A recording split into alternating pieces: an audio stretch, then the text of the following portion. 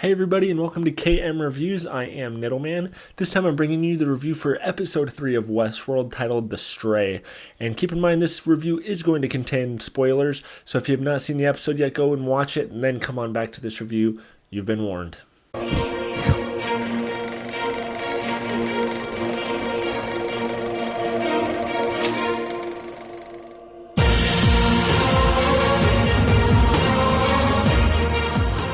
Alright guys, so now that you've been warned about spoilers, let's talk a little bit about what happens in this episode. The overarching story of what's really starting to pick up in this episode is the AI and these robots becoming more self-aware. They're starting to have these repressed memories kind of come out and have these nightmarish visions, and they're hearing voices in their head, and they're all talking to someone named Arnold, and we'll talk about that in a second. They've been through so much shit for the last 30 years, and it's the same robots going through the same stuff, dying the same way a million zillion times, that even though they delete that history out of their brains, at least we think, they still keep something in there within themselves. Like, even though they're robots, there's something human about them, and I really like that about this show. Now, when it comes to Ed Harris's character, I still think he is this guy.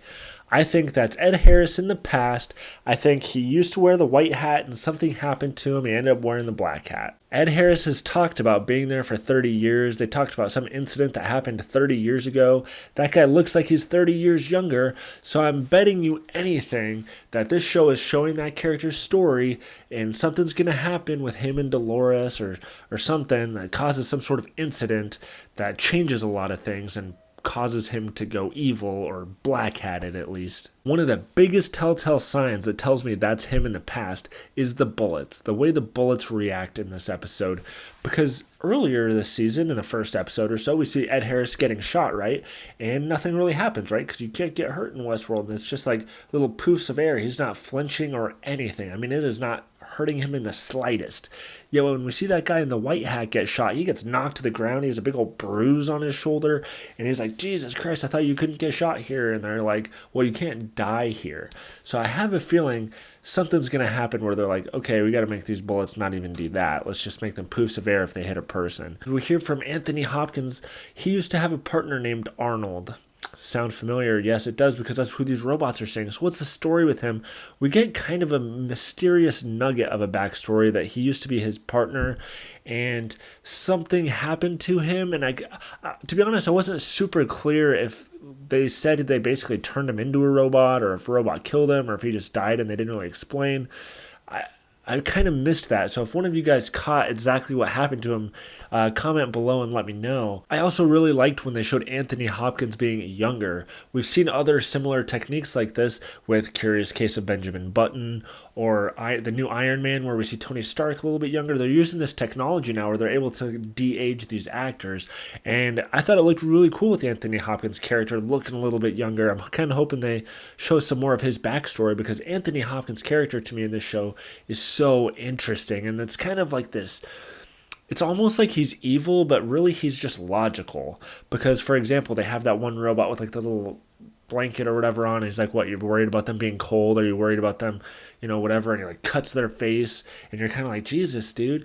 But it's like, he's like, look, they're robots. They don't feel anything, only what we tell them to feel. So why do you feel bad for them? And it's interesting how it shows how people, even the ones that work there and know they're robots, relate to these androids, because they just feel like they're so human-like that you can't help but treat them in a human way.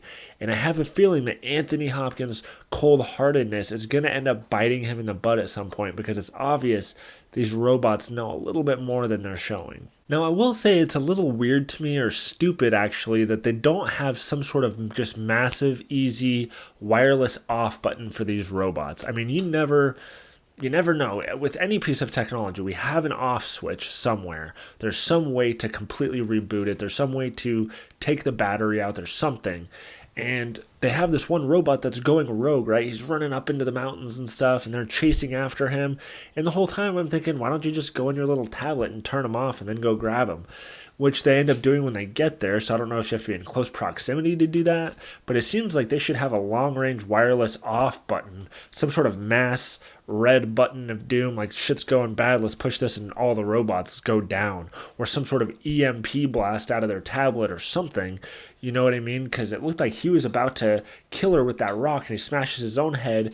Now I'm curious, is he trying to protect information that's in his head, or was he really just kind of wigging out? I don't know. There's so many freaking theories that could be out there. I want to know what your theories are. Let me know and comment below. Did you like this episode? Do you like where this show is going? Let me know and comment below. Also remember, you can subscribe and get more reviews every single week. You can also follow me on Twitter and Instagram and basically everything at Niddleman. And stay tuned for more reviews if you can handle it. Go.